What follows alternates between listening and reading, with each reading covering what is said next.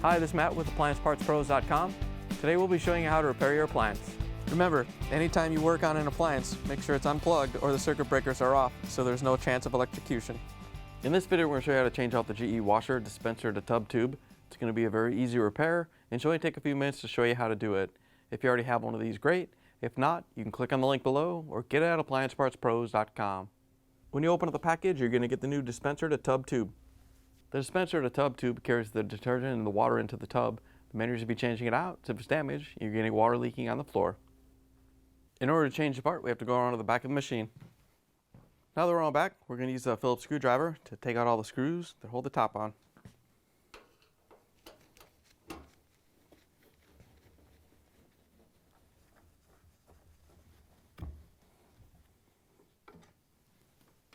Now that we have the screws out, we're going to take the top off. Just going to pull back on it till it stops. And then we have to remove this trim up here. We're going to pull back on the trim a little bit to release it. There's a couple tabs that lock it into the top. Once you have the trim off, you can set it aside. Then we can lift the top off. If it doesn't lift straight up, you may have to push it in just a hair so it releases from the mounting tabs. And then we can lift it off and set it aside. Now that we have the top off, we're going to take the control panel off. First, we're going to take the detergent drawer out. All you have to do is pull it out, then reach back and press on the lever to release it. You can pull it off and set it aside. Once you have the drawer out, we're going to use a Phillips screwdriver to remove the screw that holds the control panel onto the dispenser. Now we're going to use the Phillips screwdriver to remove the 4 screws across the back of the console.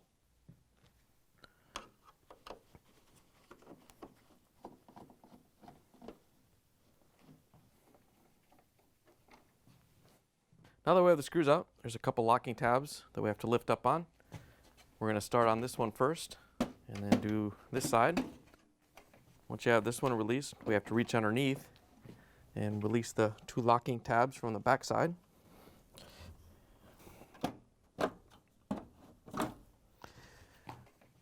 Once you have it released, you can rotate the control panel down and then we can take all the wiring harnesses off the control board.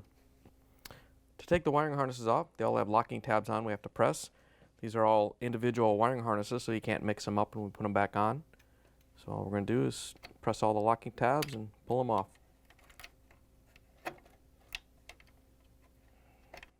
If you have one that you can't reach, you can use a small flathead screwdriver to press the locking tab.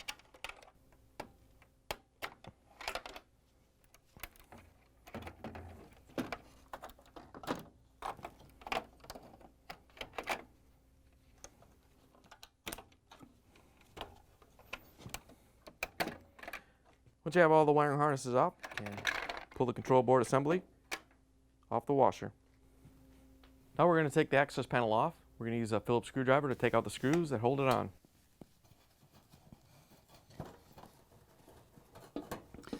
As you're taking the last screw out, you want to hold on to the access panel so it doesn't fall. We can lower it down and lift it off. Once you have it off, you can set it aside. Now we can open up the door so we can take off the door switch. We're going to use a Phillips screwdriver to take out the screws.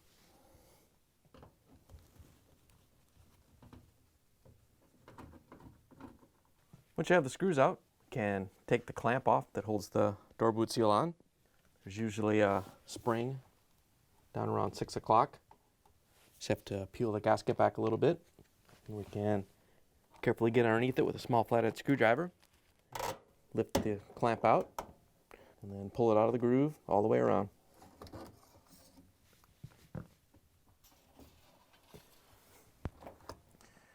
Once you have it out, you can set it aside. Now we can take the door boot seal off the front panel. All you have to do is pull it out of the groove all the way around, kind of tuck it inside the panel.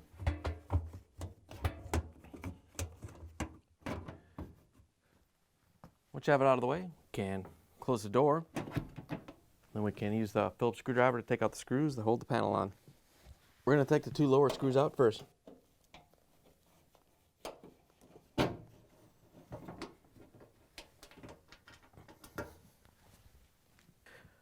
When you're taking the upper screws out, you want to make sure you hold the panel so it doesn't fall.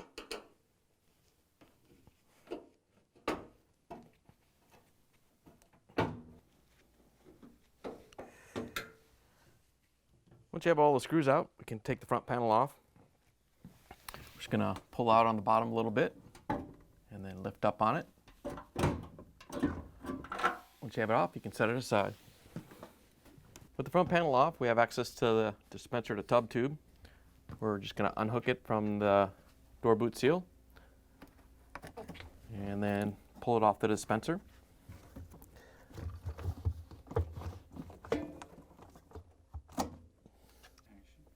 Once you have it off, you want to make sure the dispenser seal isn't damaged. If it is, you need to replace it. Otherwise, you can just push it back up onto the dispenser so it's ready for when we put the new one on. Here's the old dispenser to tub tube next to the new one. If you already have one of these, great. If not, you can get it at appliancepartspros.com.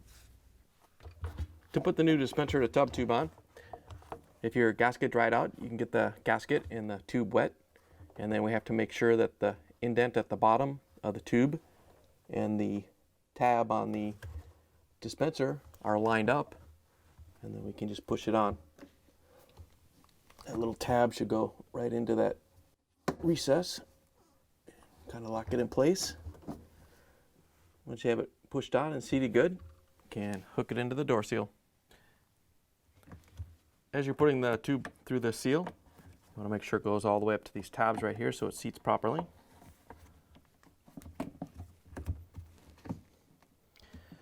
Once you have it installed, we can put the washer back together. To put the front panel on, we're just going to set it onto the mounting tabs.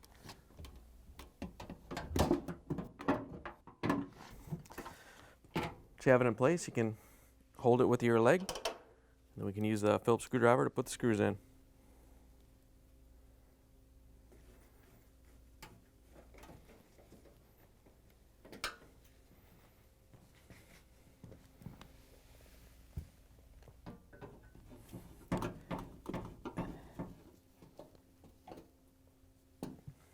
Now that we have the front panel mounted, we can open up the door. And we're going to reach in and grab the door switch, put it onto the panel. All you have to do is lift up into place, and line it up so it comes through the front panel. And we can use the Phillips screwdriver to put the screws in.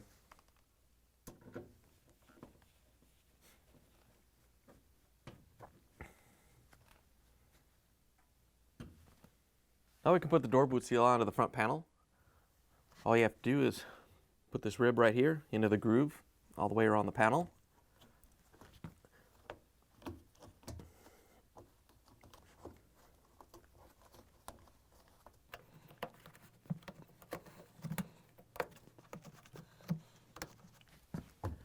Once you have it in, you just want to go around and tap it in to make sure it's in the groove the whole way around.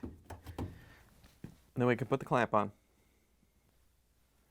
To put the clamp on, we're just going to put the spring down at 6 o'clock and then make sure the clamp goes into the groove all the way around. Once you get it to the point where you can't go any farther, you just want to hold it, and then we're going to grab onto the clamp with the locking pliers, and we're going to pull the clamp to the side, straight to the side. If you pull to the front, you're just going to pull the clamp out of the groove. So just pull to the side and push the clamp in. Once you have it in, you can release the locking pliers. Once you have it on, we can close the washer door. Now we can put the access panel on. Just going to lift it up into place. And then we can use the Phillips screwdriver to put the screws in that hold it on.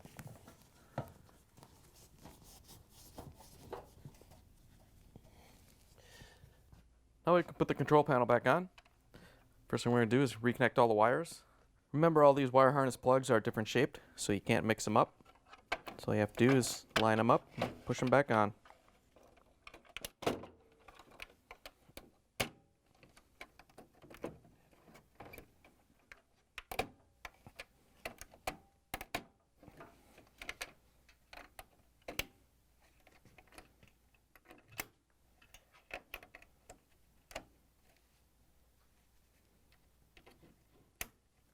Once you have all the wiring harnesses connected, you can carefully rotate the control panel up.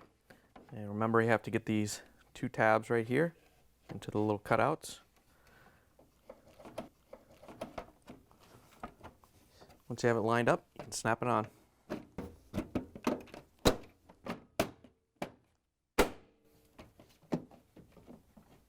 Now we can put in the screw that holds the control panel to the dispenser. You can use the Phillips screwdriver to put it in. Once you have it in, we can put the detergent drawer in.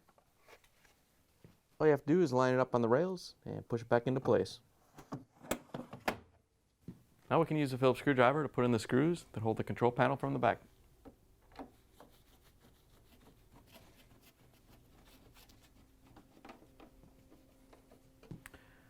Now we can put the top back on the washer. When you're putting the top on, you want to make sure that these pins go into the holes right here before you push it in. All you have to do is set the top down so it goes onto the pins. And then before we push it in, we're going to put the trim piece back on. Before you put the trim piece on, you want to make sure the top is pushed in far enough so this rib right here isn't interfering with the tab going in. All you have to do is set the trim on. You want to make sure that these 3 tabs go into the openings, and then you can snap it on and push it forward a little bit so it locks into the top. Then we can push forward on the whole top, and then we can use that Phillips screwdriver to put the screws in.